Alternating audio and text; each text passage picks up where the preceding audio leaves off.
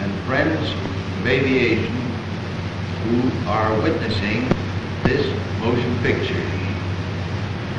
Travel by train and airplane from California to the east, or from the east to California, is the modern achievement in transportation. To save time, to see America first, and to enjoy the real fun of flying, I recommend it to you.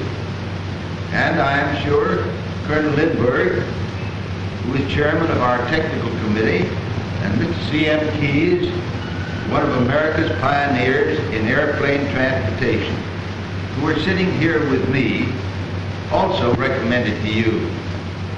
Incidentally, you'll see Colonel Lindbergh in this picture making one of his regular inspection trips over the route which he helped to select for this great rail airline.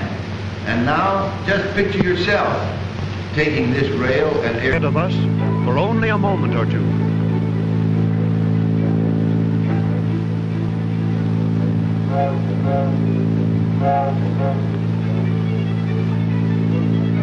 We are on our first hop to Indianapolis, 180 miles to the west, less than 2 hours by air.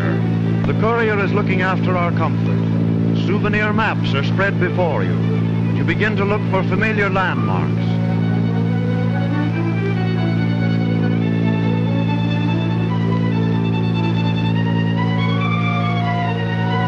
Arriving at the airport at Indianapolis, and at this same time, at every airport along the route, the teletype system reports the news on our progress.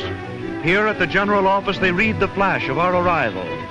So through the day, mile after mile, our plane is watched, reported on, prepared for at our next stop, which now will be St. Louis, 232 miles away.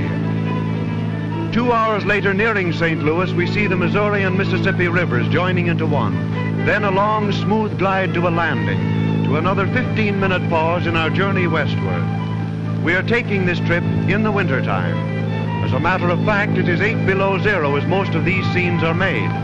But modern air travel is a year-round accomplished fact, and airliners nowadays are as snug and comfortable as your own private yacht. Here at St. Louis, you step out again for a stroll around, while the motors are being inspected and additional fuel is put aboard. These motors, incidentally, are looked after as carefully as a fine watch, and after being in use for a specified number of hours, each motor is completely overhauled by a corps of experts working under the supervision of Colonel Lindbergh. As technical advisor to the airline, Colonel Lindbergh has instilled his own insistence upon perfect motor performance, overhauling and frequent replacements, which from his experience is the way to safety in flying.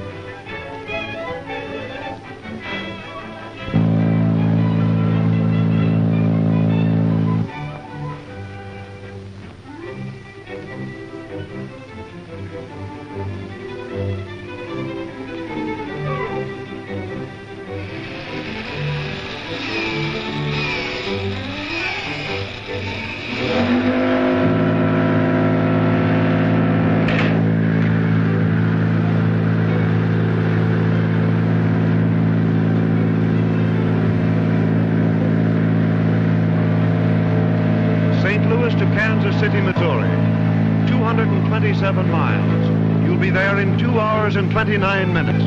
In the meantime, stroll to the forward cockpit of your plane and take a look at the pilot's weather report.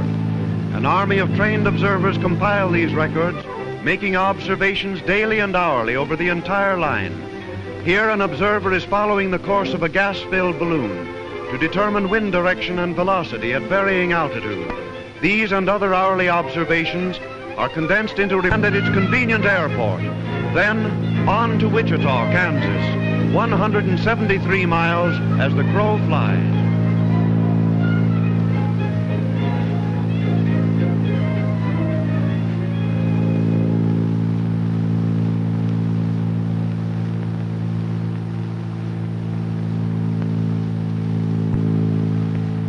We are flying exactly on schedule. We'll arrive Wichita on time. What is the surface wind at Wichita? The surface wind at Wichita is east-southeast, 8 miles per hour. Oh, say, Bill, Lindbergh's on the line. He ought to be passing your ship about now. Lindbergh's making an inspection trip of the line today. Fine, we'll watch for him. Good news about Lindbergh. We'll be looking for him. Okay, goodbye. Say, Joe, they're making pictures up here today. We're in the movies now, boy. So long. This radio communication is one of the greatest factors of safety in modern air travel. And now, Colonel Lindbergh, on a coast-to-coast inspection of the line, passes our ship in midair. He throttles down to look things over. That's the Colonel's office he's riding in. You're seeing Colonel Lindbergh on the job at work.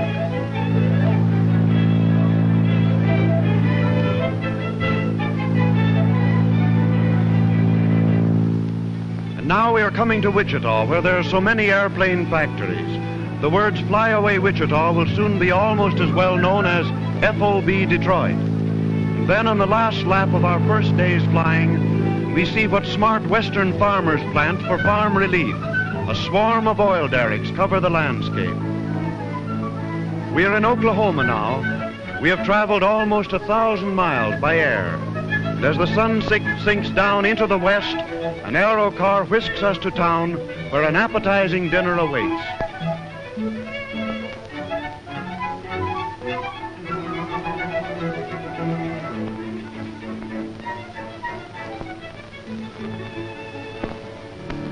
Now again, it is nighttime, and you are asleep aboard the Santa Fe Railway. Morning finds us in Clovis, New Mexico, where another plane with new pilots and a new kind of country.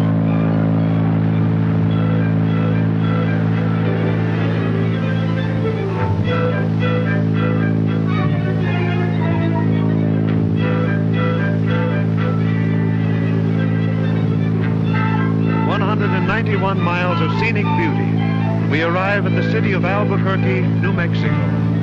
You're in Indian country now, and awaiting you at the airport is a delegation of 100% Americans, keenly interested in air travel and air travelers. They gather here to sell you some of their native handiwork.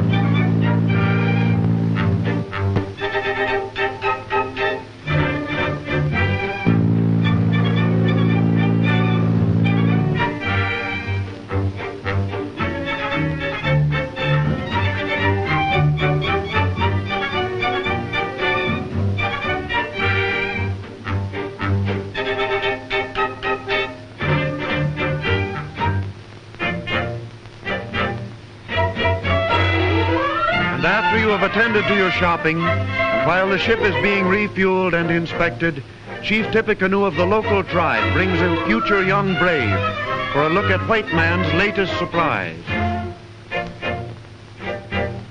Squaw and Papoose, too, are included in this personally conducted tour. And if you should ask the chief what the Indian name for airplane is, he will tell you Oche Gulpiwao, which means wagon like a bird.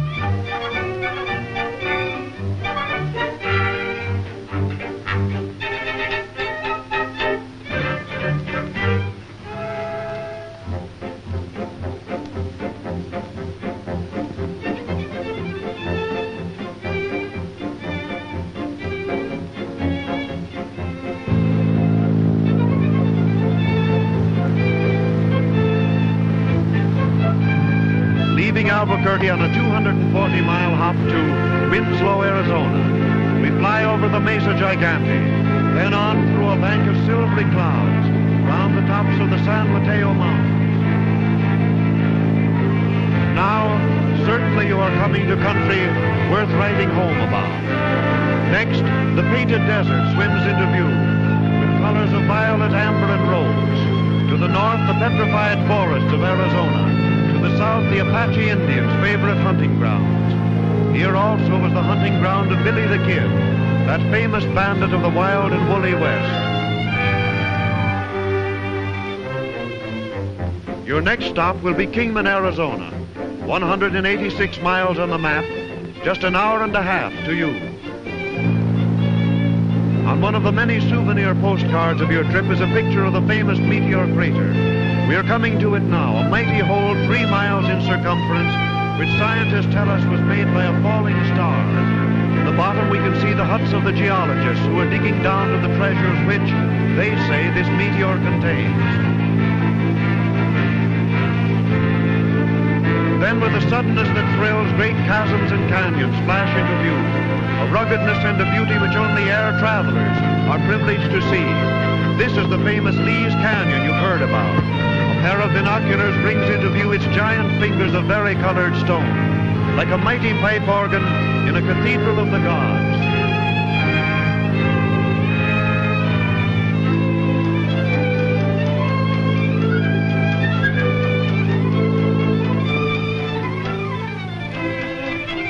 We're leaving Kingman, Arizona now, for the last hop of our trip from coast to coast, 300 miles to the city of Los Angeles.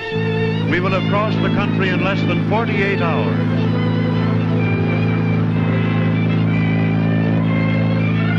Passing over the Colorado River, which forms the dividing line of 3 states. In the bend of this river, we can see a part of Arizona, Nevada, and California. Then a vast stretch of desert lies before us. The Devil's Collar Button in the Mojave Desert of California. Death Valley lies 60 miles to the north. These are the lands over which the pioneers struggled in their covered wagons. Where once it took weeks and months to cross this vast expanse, we are now winging our way across in little more than an hour's comfortable flight.